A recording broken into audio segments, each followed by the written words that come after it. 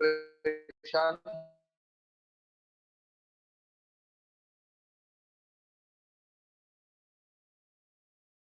फिर उसकी physical properties, फिर उसकी केमिकल प्रॉपर्टीज। प्रिपरेशन दो तरह से हम लोग को पढ़ना है, एक नेचुरल प्रिपरेशन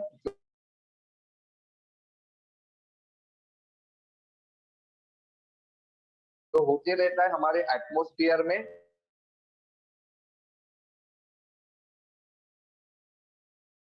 और एक होता है लेबोरेटरी प्रिपरेशन। तो मैं इसको नाम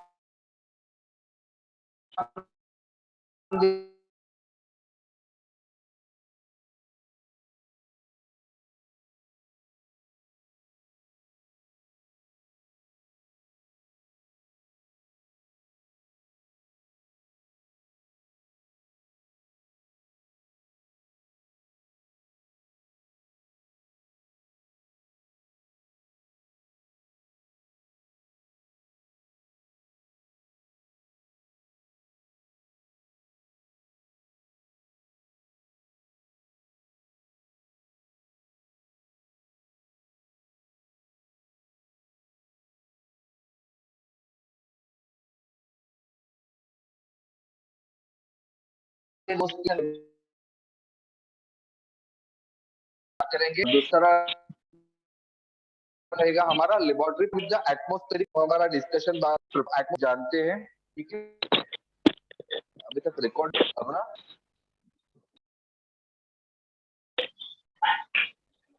तो बात करने से पहले हम एटमॉस्फेरिक मॉलिक्यूल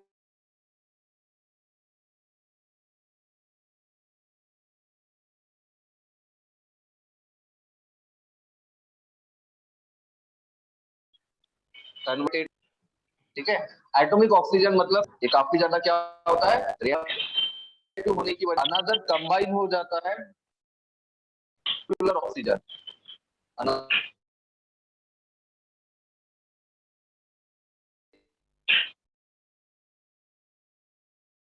जो होता है कंबाइन हो जाता है और ओजोन तैयार हो जाता है। तो आप इस तरह से लिख सकते हो, O2 in presence O plus O कहेंगे मॉलिक्यूलर ऑक्सीजन, ठीक है। तो जैसे कि हमने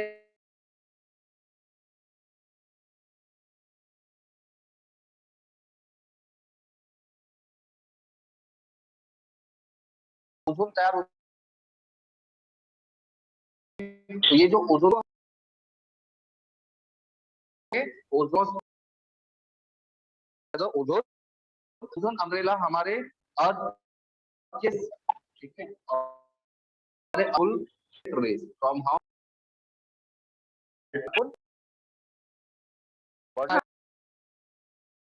हाँ सर, ऑफ तेरी प्रिपेयर दैट इज द, हाँ सर, समझ में। हाँ सर, तो लेबोरेटरी में कर सकते, उनको तैयार करना है तो आप प्योर तो क्या करेंगे, एक pure in apparatus, okay, ozonizer apparatus का नाम ध्यान दें, ये साइलेंट इलेक्ट्रिक फ्लक्स या इलेक्ट्रिक करंट आप पास कर ऑक्सीजन रहेगा टू द ओजोन, ठीक है। जिसके कॉन्सेप्ट की खास बात ये है 10% ओजोन तैयार होता है, ओनली 10 प्रोसेस। यहाँ पर जो ओजोन क्या है कि अगर मैं 100 ऑक्सीजन के मॉलिक्यूल, तो ये 100 ऑक्सीजन मॉलिक्यूल होगा, तो अभी ध्यान दीजिए 100 ऑक्सीजन 100 इंटू 2 कितने होते हैं, 200 ऑक्सीजन हो जाते हैं। मतलब अभी कितने ऑक्सीजन पास बचे हैं, 170 ऑक्सीजन आप लोगों के पास बचे हुए हैं, ठीक है। ये जो रिएक्शन है इस प्रेजेंट होता है ज्यादा अमाउंट में ऑक्सीजन, ऑक्सीजन प्रेजेंट होता है ज्यादा अमाउंट में, बराबर है। दैट्स व्हाई यहाँ पर ये जो ओजोन तैयार होता है इसको ओजोन पर ऑक्सीजन ज्यादा अमाउंट में है, ओजोन प्रेजेंट है। समझ में हाँ आ रहा सर। है? समझ में आ रहा है क्या चाहते हो? तो ध्यान दीजिए, रिएक्शन फॉर्म में क्या हो जाएगा, 3 टाइप्स ऑफ O2 ले लेंगे आप, रिवर्सिबल होता है, ठीक है। जो आ रहा है पोलरली इलेक्ट्रिक करंट पास कर रहे हो ना, मतलब या plus minus what will be the value जो होती है वो होती है 140 142 किलो है, जूल पर मोल। आ गया इस तरह से हाँ सर। आप हाँ सर। तो ये हो गया हमारा कौन से थे कैसे होता है बताइए। वो आप बतियाते रहते हो घर वालों के साथ में, बतियाना है तो घर वालों के साथ में क्लास के लिए क्यों आ जाते हो अगर लेकर चेक। तो चलिए अभी हम बात कर लेते हैं फिजिकल प्रॉपर्टीज ऑफ ओजोन की।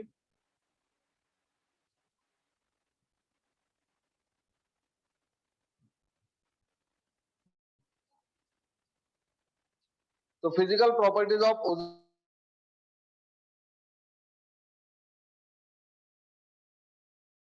में और ऑर्डर की, तो ध्यान दीजिए सबसे पहले हम इसके स्टेट एंड कलर की बात करते हैं। स्टेट एंड कलर,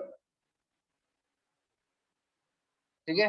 तो ध्यान में रखना ओजोन जो होता है ये आप लोग की तीनों स्टेट में प्रेजेंट हो सकता है। It can be the present in gaseous state, it can be present in a liquid state and it can be present in a solid state. और तीनों स्टेट में इसके जो कलर हो जाते हैं वो अलग अलग हो जाते हैं। अगर आप गैसियस ओजोन ले लेते हो तो गैसियस ओजोन का जो कलर होता है वो होता है पेल ब्लू। ओके, वो कैसा हो जाता है, पेल ब्लू कलर का हो जाता है।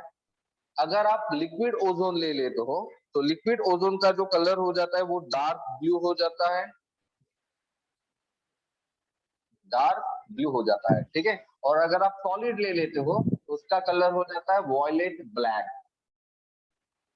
ठीक है। तो इस तरह से ओजोन जो होता है तीन अलग अलग स्टेट में तीन अलग अलग कलर शो करता है। जैसे स्टेट में पेल ब्लू, लिक्विड स्टेट में डार्क ब्लू, जबकि सॉलिड में वो वायोलेट ब्लैक शो करता है, ठीक है। तो ये हो गया हमारी पहली फिजिकल प्रॉपर्टीज। अब दूसरी फिजिकल प्रॉपर्टीज होती है इसकी स्मेल, ठीक है। डन। तो अगर इसकी स्मेल के बारे में हम बात करें तो इसकी जो स्मेल होती है वो काफी ज्यादा कैरेक्टरिस्टिक स्मेल होती है, ठीक है। क्या हो जाती है, कैरेक्टरिस्टिक स्मेल होती है, कैरेक्टरिस्टिक स्मेल। ओके, मतलब एक यूनिक टाइप की स्मेल होती है जिसको आप सुनते ही पता लग जाएगा कि भाई ये जो चीज है ये आप लोगों की ओजोन है, बराबर है। डन। अब हम बात करेंगे इसके पॉइजनस प्रॉपर्टीज या फिर इसके इफेक्ट की, ठीक है। इफेक्ट, ठीक है, effect in terms of concentration, ठीक है, इन टर्म्स ऑफ कॉन्सेंट्रेशन, ठीक है। तो ये क्या इफेक्ट दिखाता है किस कॉन्सेंट्रेशन पर, ये हम देखते हैं, ठीक है। तो ध्यान दीजिए अगर आप ओजोन को इनहेल करते हो इन अ कॉन्सेंट्रेशन अबव 100 ppm, ठीक है। तो ध्यान में रखना, इसमें पहले आप लोग को ध्यान में रखना है कि if inhaled in a concentration, if inhaled in a concentration above 100 ppm parts पर मिलियन, ओके। तो अगर आप ओजोन को इनहेल करते हो, स्मेल लेते हो ओजोन का, और अगर उसका कॉन्सेंट्रेशन 100 ppm के अबव में होता है तो इट कॉजेस, इसके वजह से आप लोगों को नॉजिया म्हणजे मड़मड़ होते हैं एंड हेडेक और सर भी दर्द करना स्टार्ट हो जाता है, ठीक है। ध्यान में रखना है ये आप लोग को कि अगर आपने ओजोन को 100 ppm के अबोव में क्या कर लिया, इनहेल कर लिया, तो अल्टीमेटली ये क्या हो जाएगा, इसके वजह से आपको नॉजिया और हेडेक हो जाता है। और अगर आप लोगों ने, ठीक है, ध्यान में रखना ये एक प्रॉपर्टी है। अब नेक्स्ट और प्रॉपर्टी देख लेते हैं इसकी, मैग्नेटिक प्रॉपर्टी। मैग्नेटिक प्रॉपर्टी, तो मैग्नेटिक प्रॉपर्टी में आप लोग का जो ओजोन होता है वो डायमैग्नेटिक होता है। Ozone is a diamagnetic in nature, okay. Done. इसके बाद में नेक्स्ट हम बात कर लेते हैं इसके एक्सप्लोजिव कैरेक्टरिस्टिक्स की, ठीक है। एक्सप्लोजिव, ये नेचर में काफी ज्यादा एक्सप्लोजिव हो जाता है, ठीक है। डन। एक्सप्लोजिव इन नेचर, तो देखिए अगर आप लोग ओजोन जो होता है वो थर्मोडायनेमिकली काफी ज्यादा अनस्टेबल हो जाता है, ठीक है। डन। और अनस्टेबल होने की वजह से वो जल्दी से डिकम्पोज हो जाता है, जिसके वजह से क्या हो जाता है, देखिए आप लोग ध्यान दीजिए ओजोन का जो हम लोगों ने प्रिपरेशन किया था उसमें हम लोगों ने क्या देखा था कि ये जो ऑक्सीजन था, मॉलिक्यूलर ऑक्सीजन, ये आप लोगों का ओजोन में कन्वर्ट हो रहा था, बराबर है, 2 टाइम्स ऑफ O3। और मैंने ये भी बताया था कि अगर मैं ये 100 ले लेता हूँ तो ये मात्र 10% क्या होता है, तैयार होता है। इसका मतलब हम क्या बोलेंगे, देखिए क्योंकि इक्विलिब्रियम का मतलब क्या होता है कि भाई ये अगर 50 यहाँ कन्वर्ट होगा तो ये 50 यहाँ पर होना चाहिए, तब इक्विलिब्रियम तैयार होता है, बराबर है। इक्विलिब्रियम में दोनों का कॉन्सेंट्रेशन सेम होता है ना, लेकिन यहाँ पर इक्विलिब्रियम में अगर आप देखोगे तो ये 100 होता है तो ये 10 होता है। मतलब यहाँ पर आप 90 ले सकते हो कि ये 90 होता है और ये 10 होता है। इसका मतलब क्या समझ में आ रहा है, इसका मतलब ये समझ में आता है कि भाई ओजोन जो है ये जैसे ही बनता है मैक्सिमम ओजोन O2 में कन्वर्ट होने की कोशिश करता है। तो आप लोगों को एक सिंपल सी चीज पता है, ऐसी चीज जो दूसरे में कन्वर्ट हो रही है वो चीज स्टेबल होती है या अनस्टेबल होती है? अनस्टेबल। अनस्टेबल होती है। तो अकॉर्डिंग टू दिस वन आप लोग को क्या ध्यान में आ रहा है, O2 और O3 में से ज्यादा स्टेबल कौन होगा और अनस्टेबल कौन होगा?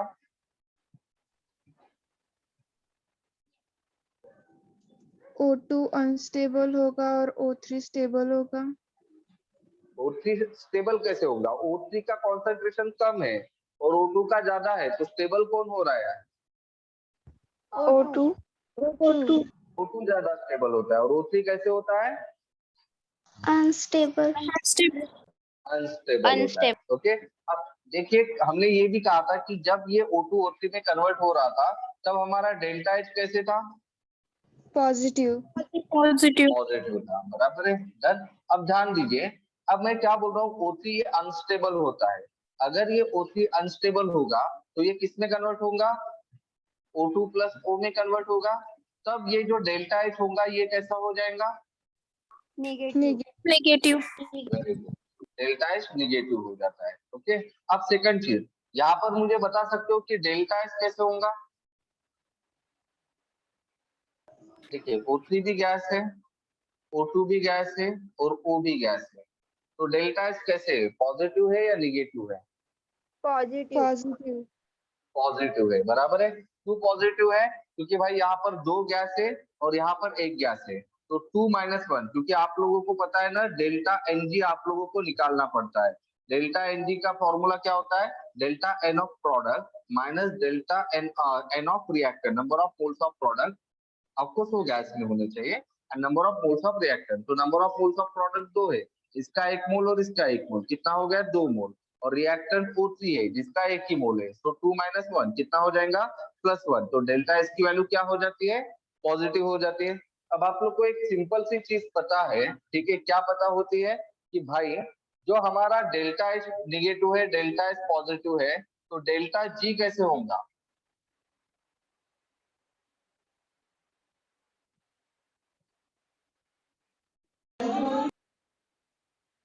डेल्टा जी कैसे होगा?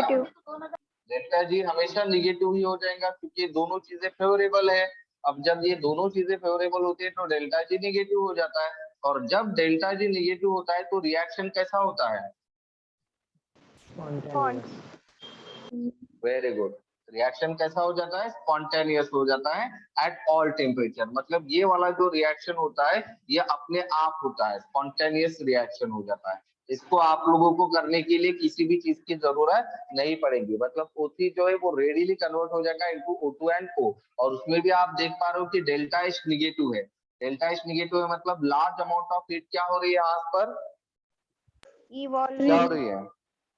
इवॉल्व हो रही है, बराबर है। डन। तो अगर लार्ज अमाउंट ऑफ हीट अगर इवॉल्व होंगी तो वो चीजें क्या होंगी? एक्सप्लोड होगी या नहीं होगी?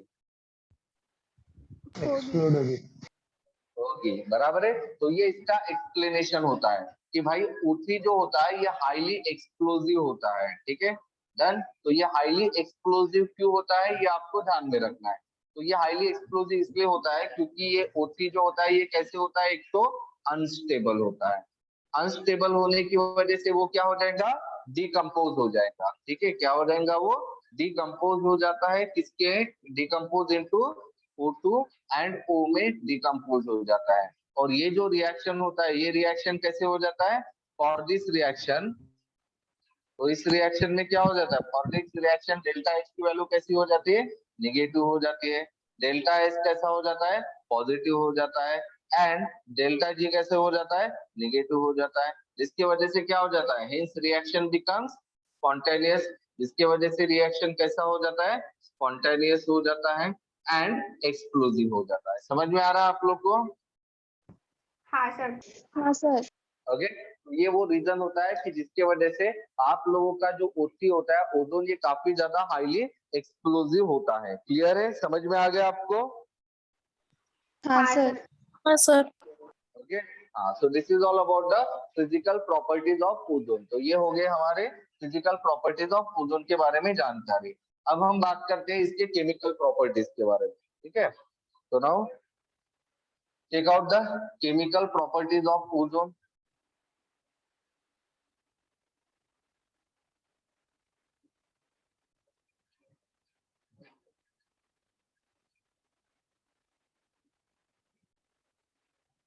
ठीक है, अब केमिकल प्रॉपर्टीज ऑफ ओजोन में आप लोग को कौन कौन सी केमिकल प्रॉपर्टीज हम लोग को पढ़ने, सबसे पहले हम उसको एनालिसिस कर लेंगे। ठीक है, तो इसमें आप लोग को मेनली दो ही टाइप की केमिकल प्रॉपर्टीज पढ़नी है।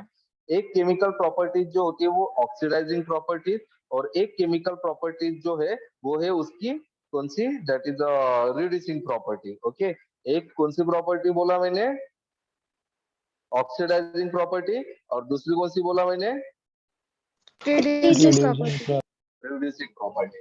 तो ऐसे दो ही प्रॉपर्टी आप लोग को पढ़ना है। पहली है ऑक्सीडाइजिंग प्रॉपर्टी ऑफ ओजोन,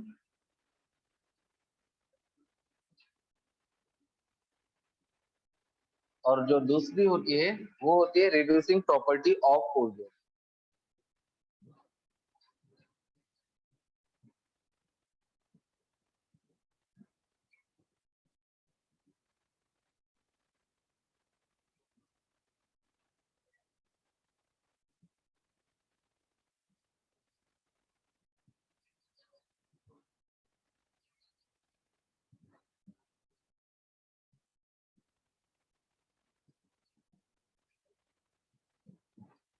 ठीक है, तो अब हम देखेंगे कि भाई ऑक्सीडाइजिंग प्रॉपर्टी ऑफ ओजोन जब मैं बोलता हूँ तब ओजोन आप लोगों के साथ किस किस कंपाउंड के साथ रिएक्ट करता है। ठीक है, देन सबसे पहले तो हम ये लोग जानते हैं, देखिए जब मैं ऑक्सीडाइजिंग प्रॉपर्टी ऑफ ओजोन बोल रहा हूँ, इसका मतलब हम यहाँ पर क्या बोलेंगे कि भाई जो ओजोन है ये पावरफुल ऑक्सीडाइजिंग एजेंट की तरह काम करता है।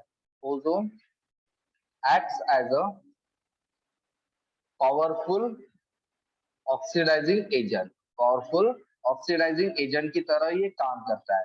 अब रीजन आता है कि भाई वाई, ठीक है, क्यों करता है। ठीक है, तो इसका एक्सप्लेनेशन देखिए। बिकॉज आप लोग पता है कि ओजोन जो है, मैंने अभी आप लोग को बताया था ओजोन कैसा होता है, थर्मली स्टेबल होता है या अनस्टेबल होता है, अनस्टेबल होता है। अनस्टेबल होता है। और इसी वजह से O3 क्या हो जाता है, रेडिली डिकम्पोज हो जाता है, और किसमें तैयार हो जाता है वो, O2 में O2 plus O। Plus O. Plus O में कन्वर्ट होता है। तो ये जो O होता है इसके ऊपर आप लोग को स्क्वायर ब्रैकेट देना है। ठीक है, और ये जो होता है इसको आप एटॉमिक ऑक्सीजन बोलते हो ना, इसको अभी आप लोगों को वर्ड यूज करना है नेसेंट ऑक्सीजन। इसको आप कौन सा वर्ड यूज करेंगे अभी, नेसेंट ऑक्सीजन। नेसेंट ऑक्सीजन, बराबर है। तो ये जो नेसेंट ऑक्सीजन जो होता है, मैंने आप लोग को ऑलरेडी बताया था जब ओजोन का एटमॉस्फेरिक प्रिपरेशन में हम लोगों ने यही डिस्कस किया था। क्या किया था, कैसे हो रहा था एटमॉस्फेरिक प्रिपरेशन, बताइए जरा। सबसे पहले क्या हो रहा था वहां पर, ओजोन मॉलिक्यूल और एटॉमिक मॉलिक्यूल में कन्वर्ट हो रहा है। Ozone molecule, O2 molecule, oxygen molecule. O2 molecule, बराबर है। ये O2 मॉलिक्यूल किसमें कन्वर्ट हो रहा था, ऑक्सीजन ऑक्सीजन एटम में। Atomic molecule. मॉलिक्यूल नहीं रे बेटा, ये कौन से ऑक्सीजन है, this is called as a atomic oxygen. और ये कब हो रहा था, जब O2 क्या कर रहा था, यूवी रेस को एब्जॉर्ब कर रहा था। फिर मैंने यहाँ पर क्या बोला था कि ये एटॉमिक ऑक्सीजन कैसे होते हैं, बोला था most reactive. Most reactive, got it, ये चीज ध्यान में रखना। तो यार जो नेसेंट ऑक्सीजन रहते हैं ये कैसे होते हैं, काफी ज्यादा रिएक्टिव होते हैं, बराबर है। और ये रिएक्टिव होने की वजह से ये क्या करेंगे, ऑक्सीडाइज कर देंगे दूसरे चीजों को, एंड हेंस ऑक्सीडाइजेस अदर। समझ में आ रहा है आपको, समझ में आ रहा है कि why ozone act as a powerful oxidizing agent. Yes sir. क्यों? क्योंकि देखिए ओजोन जो होता है वो पावरफुल ऑक्सीडाइजिंग एजेंट इसीलिए काम करता है क्योंकि ओजोन क्या करता है, ozone gives the nascent oxygen which is the most reactive and hence it oxidizes the other molecules easily. तो ये एक्सप्लेनेशन होता है कि भाई why ozone acts as a powerful oxidizing agent. समझ में आ गया? हाँ सर। हाँ सर। इसका एक्सप्लेनेशन एक ही रीजन है। क्या रीजन है? बिकॉज ओजोन क्या करता है? Because nascent ozone, oxygen. हाँ, क्या करता है? लिबरेट, लिबरेट मतलब तैयार करता है या छोड़ता है, लिबरेट द नेसेंट ऑक्सीजन। वो नेसेंट ऑक्सीजन को लिबरेट करता है। ओके, और इसी वजह से आप लोगों का जो ओजोन होता है ये पावरफुल ऑक्सीडाइजिंग एजेंट की तरह काम करता है। क्लियर है? समझ में आ गया आपको? हाँ हाँ सर। सर। ओके, और इसका रिएक्शन हम लोग क्या लिखेंगे? O3 gives O2 plus nascent O। ध्यान में रखना, नेसेंट O के लिए मैंने क्या बोला? O के ऊपर में क्या डाल देना है आप लोग को? Square bracket. Bracket. Square bracket डाल देना है, बराबर है। अब हम ध्यान देखिए कि भाई ऑक्सीडाइजिंग प्रॉपर्टी ऑफ ओजोन कौन कौन से रिएक्शन से दिखाता है। ठीक है, तो oxidizing property of ozone can be seen by its reaction with. ठीक है, अब कौन कौन से कंपाउंड के साथ वो रिएक्शन शो करता है।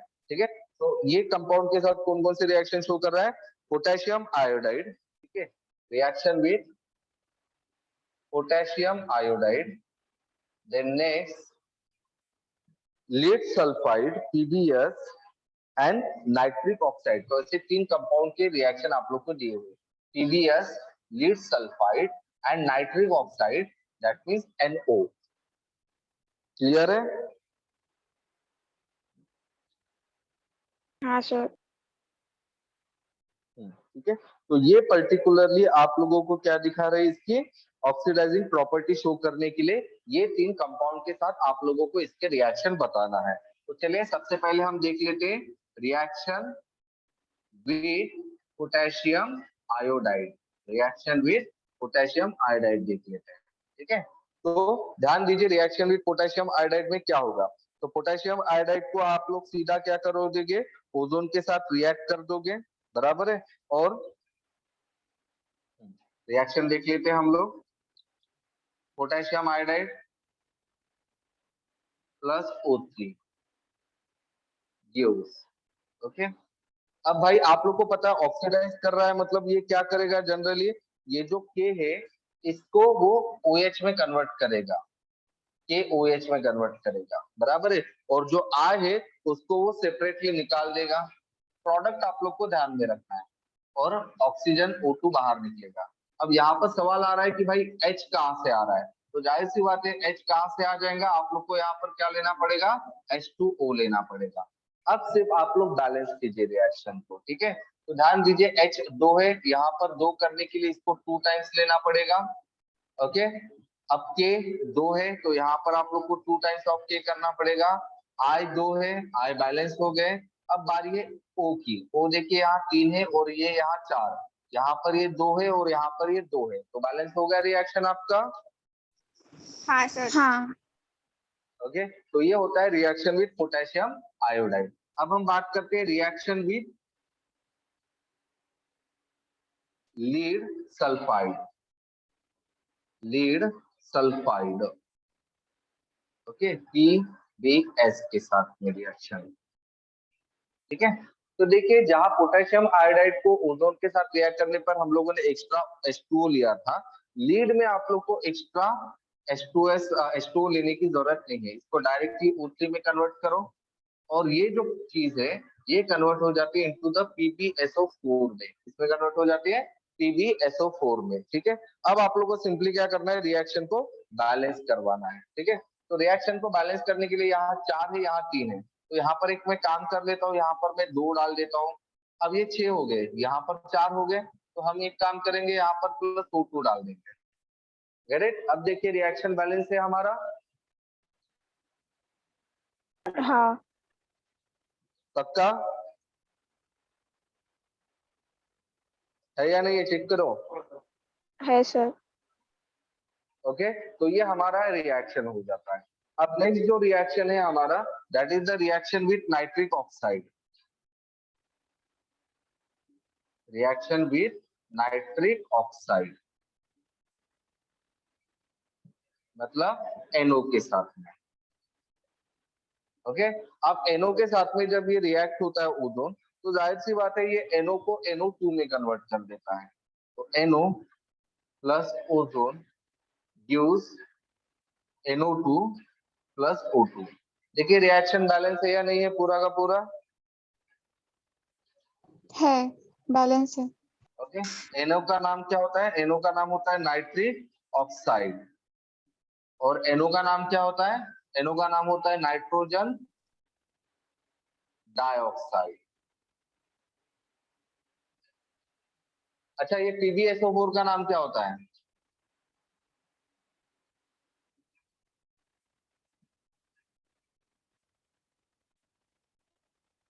Lead sulphate. Got it? समझ में आ गया? हाँ अरे सर। हाँ या ना? ओके, अब यहाँ पर एक और चीज होती है, ठीक है। एक ऑक्सीडाइजिंग प्रॉपर्टी ओजोन कैसे दिखाता है? ठीक है, उसके ब्लीचिंग प्रॉपर्टी से भी दिखाता है। ब्लीचिंग प्रॉपर्टी ऑफ ओजोन, ठीक है। तो देखिए ओजोन जो होता है वो एज अ ब्लीचिंग पाउडर या ब्लीचिंग एजेंट की तरह भी यूज होता है, ठीक है। अब वो इसीलिए यूज होता है, ओजोन जो होता है, ozone acts as a powerful dry bleaching agent.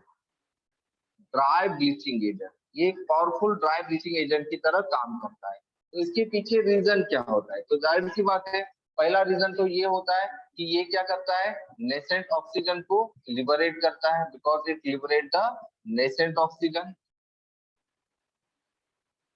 Nascent oxygen जो क्या करेगा, विच डीकलराइजेस the colored matter, which decolorizes colored matter, जो colored matter को क्या कर लेता है, डीकलराइज करता है by oxidation. By oxidation. Okay, समझ में आ रहा है? तो आप लोग को पता ही है, जो O3 होता है वो कन्वर्ट हो जाता है into O2 plus nascent O में। अब फिर ये जो नेसेंट O होता है, ये कलर्ड मैटर के साथ रिएक्ट करता है। कलर्ड मैटर के साथ रिएक्ट करेगा कौन? ये नेसेंट O। और फिर ये क्या कर देगा, डीकलर्ड हो जाएगा। कलर्ड मैटर कैसा हो जाएगा, डीकलर्ड हो जाएगा, बराबर है। और यही जो ब्लीचिंग, हम इसी को कहते हैं ना कि कलर चीज जब डीकलराइज होती है प्रोसेस को हम ब्लीचिंग कहते हैं। पता है ना आप लोगों को ब्लीचिंग? पता है या नहीं? बराबर है। तो भाई ब्लीचिंग क्या करता है, कलर मैटर को डीकलर कर लेता है, मतलब उसका कलर निकाल देता है। तो कैसे निकालता है? क्योंकि ओजोन एक पावरफुल ऑक्सीडाइजिंग एजेंट होता है और वो लिबरेट करता है नेसेंट ऑक्सीजन को, और नेसेंट ऑक्सीजन फिर क्या करता है, कलर्ड मैटर को डीकलराइज करते हैं उसका ऑक्सीडेशन करके। ओके, अब सेकंड सवाल ये होता है कि यहाँ पर जो हम लोगों ने लिखा हुआ है कि ozone act as a powerful dry bleaching agent, तो इसको ड्राई ब्लीचिंग एजेंट क्यों कहा जाता है? तो ध्यान में रखना, ozone is called as dry bleaching agent. इसको हम ड्राई ब्लीचिंग एजेंट इसीलिए कहते हैं because it works in absence of moisture. Is called as dry bleaching agent because it works in absence of moisture, in absence of moisture। Moisture के absence में मतलब इसको moisture की कोई जरूरत नहीं पड़ती है। तो मॉइस्चर की जरूरत नहीं पड़ने की वजह से आप लोग ओजोन को क्या कह सकते हो, ड्राई ब्लीचिंग एजेंट कह सकते हो। समझ में आ गया आपको? समझ में आ गया ना? ओके, तो आज के लिए इतना ही काफी है। ऑक्सीडाइजिंग प्रॉपर्टी तक, रिड्यूसिंग प्रॉपर्टी मैं आप लोगों को कल पढ़ा दूंगा क्योंकि 11 बज चुके हैं, मेरी नेक्स्ट क्लास का टाइम हो चुका है। Sorry, see you tomorrow, bye.